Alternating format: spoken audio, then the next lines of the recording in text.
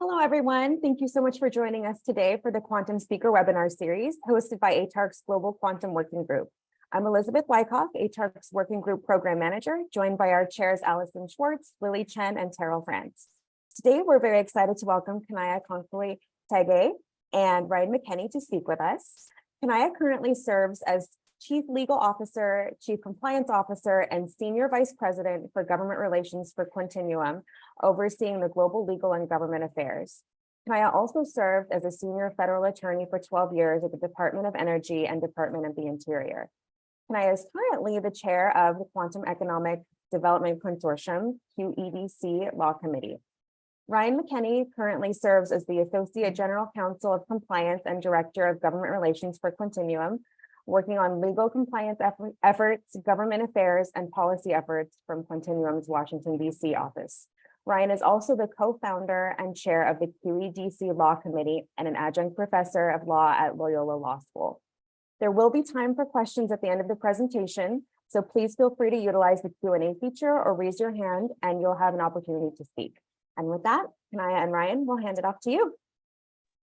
Thank you so much for the introduction. I appreciate it. And thanks, everybody. Ryan and I are really excited to be here today.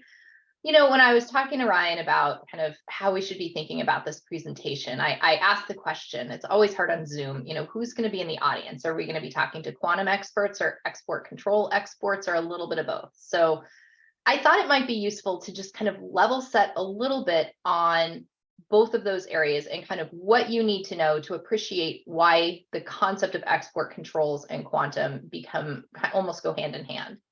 So if you're fairly new to quantum, basically, you know, you don't need to understand quantum. Well, if you're a quantum physicist, you do, but you don't need to appreciate quantum mechanics to understand, one, this is an emerging technology that is going to be really, really important to the US economy and really to the global economy moving forward.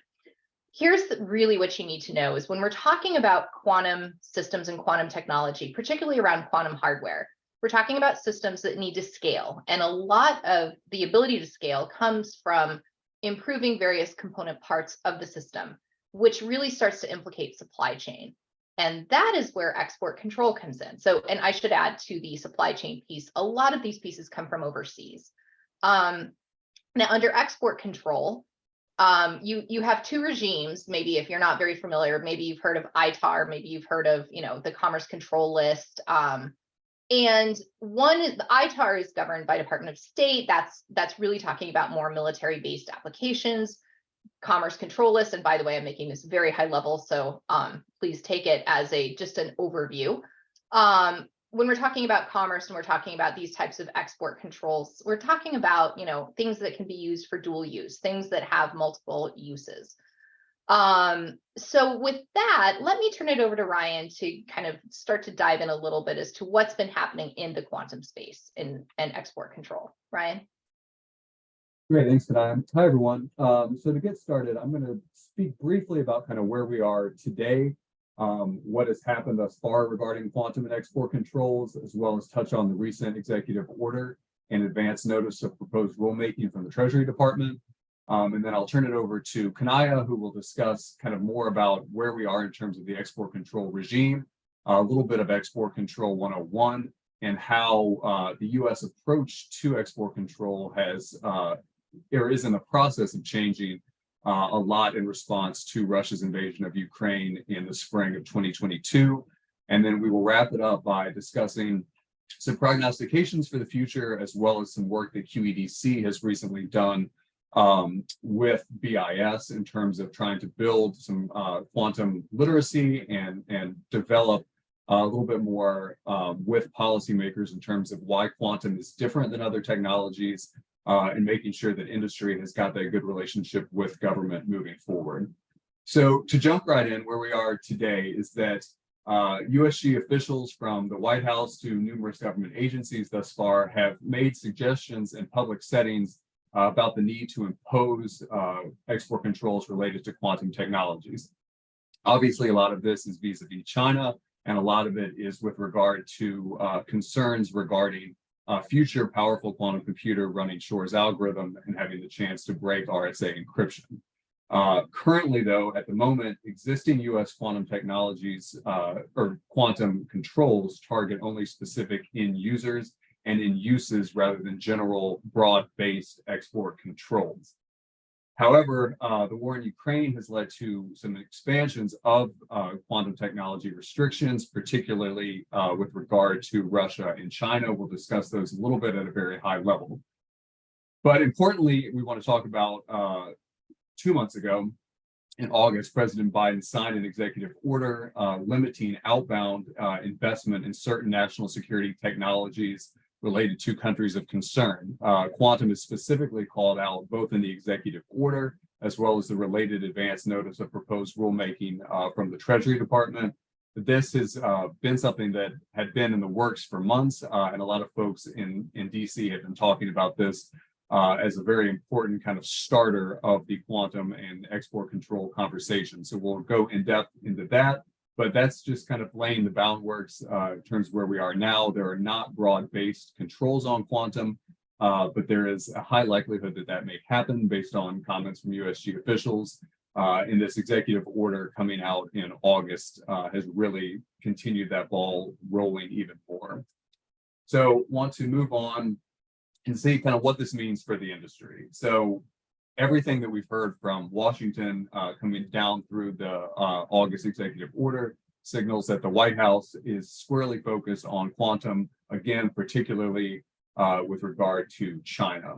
What is coming, we do think that there will be more controls on quantum, specifically on hardware, potentially on software, we don't really know, potentially cloud access, we will have to see. But all of that is a call to action to industry and to increase public-private partnerships where industry can really advocate for itself with the government, educate about quantum, talk about why quantum is different. Oftentimes, quantum is lumped in with semiconductors and AI. It's done in the executive order and advance notice of proposed rulemaking. But quantum is at a different place in terms of its development. It's a younger industry. We have particularly interesting and complex supply chains, workforce concerns, and all of that will play into the effects that these future controls would have on the industry and on national security, because as we know, quantum is key to national security.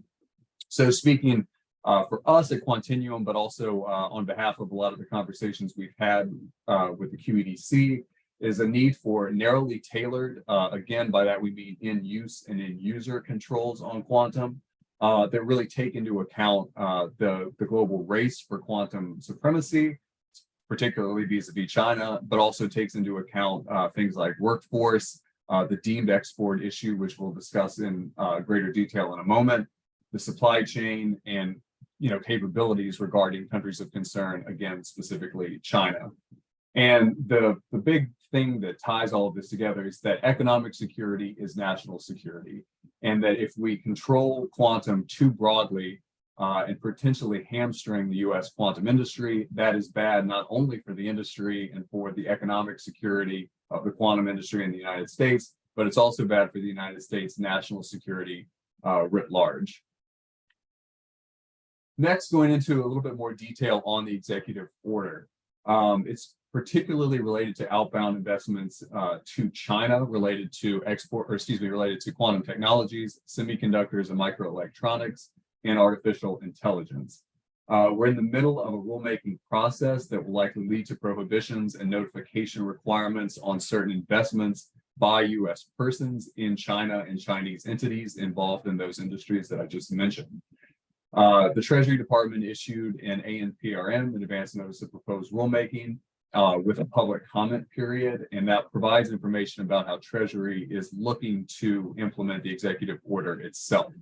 This is a lengthy process, and the text right now is not at the regulatory stage, so it is not active regulation per se, but we're in the middle of a process, and on September 30th, the first round of comments were due to such that industry organizations like QEDC, like ATARC can all work together, whether you submit, an industry-wide comment, whether your company specifically submits one, where we can have a dialogue with the Treasury Department in this case about quantum about what their proposed rules look like, and places that might need a different scoping mechanism in terms of definitions on quantum computing, on quantum sensors, quantum networking, and even on some of the component parts. I think the component parts issue is a particularly interesting part of the quantum supply chain, and it's one where the industry itself is going to need to be an advocate in terms of building that knowledge with the Treasury Department and potential regulators to make sure that we don't have unintended consequences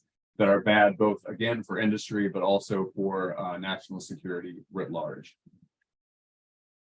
So moving on, this is a list of some of the covered transactions related to quantum in the advance notice of proposed rulemaking. We've got basically the entire breadth of the quantum industry, from quantum computing and its component parts, quantum sensors, quantum networking and communication systems, as well as the definition of a quantum computer, all listed on this slide. So it is these particular definitions that are going to be of interest to industry, and a place where we can use this notice and comment period in the dialogue with the U.S. government to again talk about the supply chain issues, talk about national security, and talk about where government can work with industry to build a bigger, better U.S. quantum industry, but also make sure that we are taking concerns vis-a-vis China and other countries of concerns, i.e. Russia, North Korea, Iran, et cetera, to make sure that we are protecting our national security, but also still building a strong U.S. quantum industry. Some questions that come out of the executive order and the ANPRM are listed on this slide. A lot of these have to do with potential unintended consequences that could stem from this future regulation, in terms of how do we need to scope the component parts, where are areas that U.S. investment could strategically benefit the United States without impairing national security, and also making sure we think about things like quantum cryptography when we think about the definition of quantum networking and quantum communication system. What clarifications does industry need to make at this point that should be made to these definitions, and the Treasury needs to be aware of before this becomes a live, active regulation? What things might be inadvertently captured? Quantum, as I said, is still a nascent industry, and because of that, it means that there have not been real specifications, I guess, when you think about the supply chain. And it also means that a lot of quantum companies across, whether it's computing, sensors, et cetera, still rely on very international supply chains and have to rely on foreign vendors. That's not to say that we as an industry are reliant upon China. By no means is that the case. But when we think about what licenses will be required under future export control regimes and regulations, we need to think about where the industry is, what the supply chain looks like, and how we are making sure that we're capturing this concern about countries like China without hurting the hiring capabilities related to workforce and the vendor and supply chain necessities in this still very young and growing industry. So with that, I'm going to turn it over to Kanaya to talk a little bit about Export Control 101, how these regimes are changing and what that means for the quantum industry. Thanks, Brian.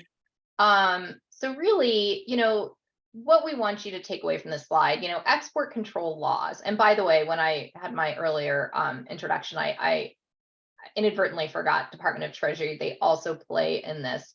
You might be more familiar with OFAC sanctions and things like that, but each of these various departments within the federal government, help create some type of regime for controlling these commodities, technologies, software, services, et cetera. And really, what we're talking about are regulations, sanctions, embargoes that restrict the transfer or export or release of controlled goods, technology, technical data, information services, software to foreign nationals or locations, right, in and outside of the United States. And the purpose behind this really is what, has been to support national security and foreign policy, to prevent terrorism, to prevent proliferation of weapons of mass destruction, and really to preserve the US economy and competitiveness. Now, where this starts, what I like to say, the rubber hits the road for businesses is where export control really starts to touch functions and areas of the business. And really, it can impact human resources. It can impact information technology, your IT and cybersecurity functions, your facilities, procurement, shipping, and receiving. So all of these various areas of the business are in one way or another impacted and touched by certain export controls. Ryan, you want to go to the next slide? You know, what we really, the background, if you will, to export control kind of came out of around the Cold War. And again, it had to do with national security objectives. And really the focus was to create strategic trade controls in containing the Soviet Union and achieving objectives broader than just non-proliferation objectives, which fell away. So this is where we get into like the bespoke dual use commodities, et cetera. Each country at the time was able to define national security and its own national discretion, and there was no one common rule. So the issue of China and export control. So, you know, when looking at how export controls can regulate China's technology acquisition policies to advance its policies to strategically subsidize indigenous capabilities in critical economic sectors of the United States, you know,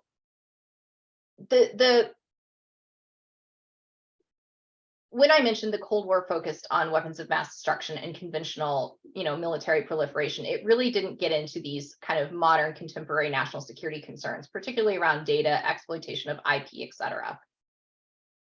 And so with that, the United States really started kind of revamping what export control regimes look like and how to kind of deal with the modern day proliferation of technical data. And so, oh, next slide, Ryan. In the late 2017, Congress began considering like what authorities it could use for CFIUS and to address these national security concerns around China's investment in the United States. And, you know, there's really a bipartisan approach and public discussion around the implications of China's technology and its acquisition and use policies. So Congress decided to let export controls kind of continue to pertaining to outbound investment and using CFIUS to address inbound investment. And so in 2018, Congress expanded the authority of the Foreign Direct Investment Controls, FIRMA, and passed the Export Control Reform Act to create authorities to address the issue.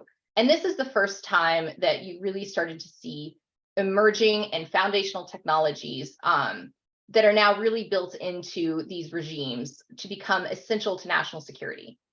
And why is that important? Well, as I mentioned at the start, you know, when you're talking about an emerging technology, you don't have a fully formed product that is going to be, you know, we'll say static in the way it's created and how it is managed and controlled. So ECRA set clear standards for control and a requirement that these controls be made multilateral. And this would allow for kind of a unilateralism over a few years, and that requires the US to work with other countries to make them multilateral. And so since the Cold War, US allies kind of partnered collectively to create to address some of these export control policies. Right now, there is these controls are limited to Russia and Belarus, but the mold was broken for coordinating US allies and partners for export controls. And really to move beyond, you know, a larger policy objective. And I should back up to say, part of this is because historically there had been a program called Wassenaar, which included, I believe, about 42 countries, and that included Russia. And under Wassenaar, that is where you would find some multilateral regimes kind of imposing some typical uniformity around managing these dual controls. When Russia invaded, that regime basically fell apart. And so this is why the United States really started pulling in partner countries to work on specific countries like Russia, Belarus, and now China in dealing with some of these very targeted controls. And I apologize, folks, as you can tell, Ryan did a great job putting these slides together for me, and I apparently did not go through them in the order I should have, so forgive me for that. One thing that became really important is how much the United States is really, really focused on quantum computing as becoming a center for export control. In 2022, National Security Advisor Jake Sullivan really, really focused on, introducing these, what he referred to as force multipliers, i.e., really, really important technical emerging technology that is going to be significant to the United States in years to come. And with that, he said, quote, "We have to revisit the longstanding premise of maintaining relative advantage over competitors in certain key technologies. We previously maintained a sliding scale approach, and that we need to stay only a couple of generations ahead. And that's not the strategic environment we are in today. Given the foundational nature of certain technologies, such as advanced logic and memory chips, we must maintain as large of a lead as possible." Next slide, Ryan. So this is really kind of broadening out this scope of national security. And these policies now, are intended to move beyond these conventional military items and look at, how to control the generations more than just 1 or 2 generations ahead. As I mentioned earlier, these systems do need to be able to scale. And so there does need to be significant dialogue. That's why in looking at some of the opportunities for export control, making something unilateral or just targeting one country really should be more applied in the commercial item stage for an earlier development and production so that you can continue to support the supply chain. So the material difference is that under the new rule, it expansively considers the impact of advancing computing integrated circuits, supercomputers, and semiconductor manufacturing equipment on enabling military modernization and the development of weapons of mass destruction and human rights abuses in one specific country, i.e. China. The policy and regulatory scope is why compliance with the rules have a significant impact on otherwise commercial and academic activities. Can you go to the next slide? So, Ryan, I am going to turn this over to you if you don't mind. Sure. So basically, this is kind of all signaling a sea change in terms of how the U.S. looks at export control in terms of both keeping advantage as well as applying export controls plurilaterally or multilaterally with our partners. And a lot of this is focused on the military civil fusion in China. So semiconductors, AI, and quantum are all things that have been identified by the CCP within China as important for that civil military fusion.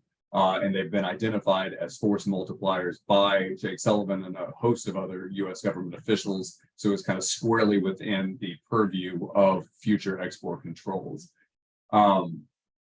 So basically, the summary is that they've determined that the existence of indigenous capabilities to develop or produce such items in China is itself a national security threat, and one that the U.S. government will look to both try to build generational, advancements for the U.S. while also trying to control these technologies in countries of concern, again, specifically China. So we as industry, in terms of responding to this, try to, make the case that to continue to build a lead and an advantage for the U.S., we have to both, support local U.S. quantum capabilities in the U.S. while also trying to put targeted controls on China as well.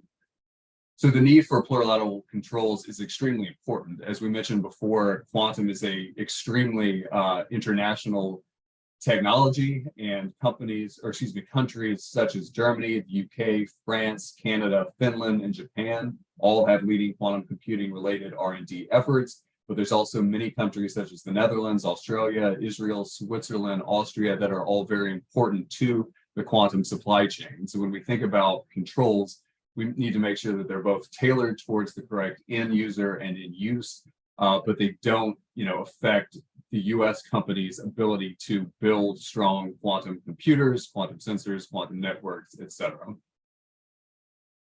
Unilateral controls are not effective in the long run. They obviously can be very effective in the short run. However, history has shown that unilateral controls can end up harming the very industry that they were trying to protect, and are not effective over the medium or the long term. So when we talk about this with the Treasury Department and with other US regulators who will have a key piece of future quantum controls, we need to make sure that we're being clear in terms of where the supply chain is, where the key vendors are, and that license required by future controls makes sense without killing and harming the innovation in the US quantum industry itself. So with that in mind, on May 26th, QEDC, the Quantum Economic Development Consortium, delivered a letter to the Commerce Department Bureau of Industry and Security, BIS, and has since had a briefing with BIS regarding potential export controls on quantum. The main recommendations that we made in this letter are don't include deemed export controls, stated another way, have a exception for deemed export such that, and I mentioned this earlier, but a broadly layered export control on quantum could basically lead to inadvertent non-compliance, where if our company has hired a foreign national, simply transferring intellectual property, anything from just having a laptop with the control technology on it, could be a non-compliance with the export. And we're at a point where somewhere around 30% of PhDs in quantum are from countries other than the United States. So making sure that we're able to hire the best talent to build a strong quantum industry is extremely important. And having this deemed export carve out in any future controls is vital to that.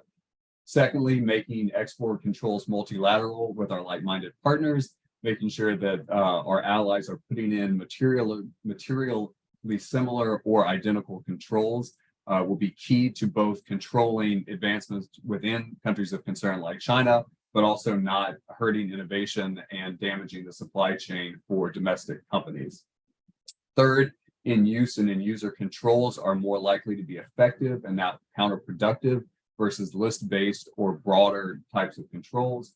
And lastly, and this is where we're extremely happy with the executive order and advance notice of proposed rulemaking from Treasury, published controls related to quantum as proposed rules that allow for a notice and comment period, and opening up that dialogue between industry and government to, again, discuss everything we're talking about today about why quantum is different, why quantum is vulnerable to really broad-based controls in terms of the workforce and the supply chain issues, and making sure that our industry voice is heard within the regulators, and that we are still advancing the national security concerns that folks like Jake Sullivan have mentioned, but also promoting a strong U.S. industry to continue the progress that has been made over recent years.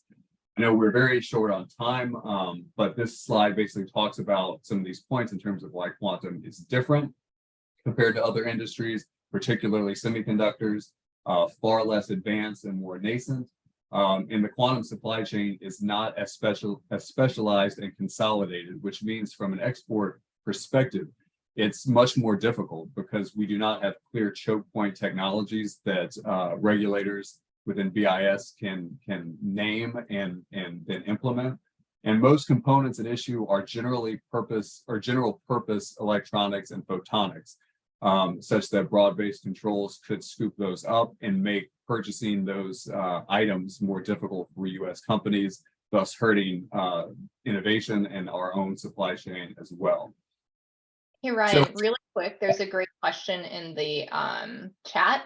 It says, it is complicated, as you both have pointed out. Take the example of PQC versus QKD, highly political as of now. In PQC, we're ahead, but in QKD, based technologies, our adversaries are presumably ahead. Is it possible we may have to implement both PQC and QKD? How do we navigate this complex scenario in the next 5, 10, or 15 years? Yeah, that's a great question. I think our take on that would basically be, we need an all of the above approach to quantum cryptography and to security in the quantum age. And that would be pushing for US to take into account more QKD within the United States, and thinking about things like quantum random number generators and quantum hardened encryption keys alongside PQC. Obviously, the work NIST has done has been huge, but thinking about all of these other technologies as part of an all of the above approach to building a strong quantum industry is something we definitely recommend. You have anything else to add on that? No, I think the only other thing I would add is that's where, ensuring that there's early day funding and focus on really building out, capabilities today so that we can continue to advance the technology domestically to make sure that we're staying, focused on multiple modalities is really critical. Absolutely. And I know we're right up at 2 o'clock, but the last piece is just kind of a call to action for public partnerships around supply chain and building a strong quantum industry. Obviously, the biggest takeaway for export controls is to protect national security and to create advancement for the US vis-a-vis our allies. We believe that can be done while also partnering with the US government for more funding opportunities, more partnerships with industry and government, and making sure we're identifying use cases and building policy that both strengthens the United States as an industry, while also making sure that we are taking our adversaries' quantum capabilities into account as well. Practical realities have got to be embedded into these policy decisions. So thinking about how to implement PQC, QKD, QRNG long-term into our policy is a big part of that. And just noting that ATARC, QEDC, and these other organizations are particularly well positioned to liaise between government and industry to talk about why quantum is unique, why quantum is different, to promote support for the quantum industry, while also being willing to engage about what long-term export controls and investment controls related to quantum will look like. And again, we've made these recommendations about tailored in-use and in-user controls, but this is going to be a long-running conversation, and we're luckily still at a place where we can liaise with the government and with the regulators, and so we encourage both companies and industry groups to submit these comments and to engage with BIS, with Treasury, to continue the conversation that we've had today. Elizabeth, I know we're at the top of the hour. There is at least one other question. I'm not sure what the timing is for any future. Unfortunately, we do need to end the webinar. We're out of time, but I would be happy to take this question if you want to take it offline, and we can email the response to all of our participants. That sounds good. Thank you. All right. Thank you everyone so much for joining us, and you will see us at the next one.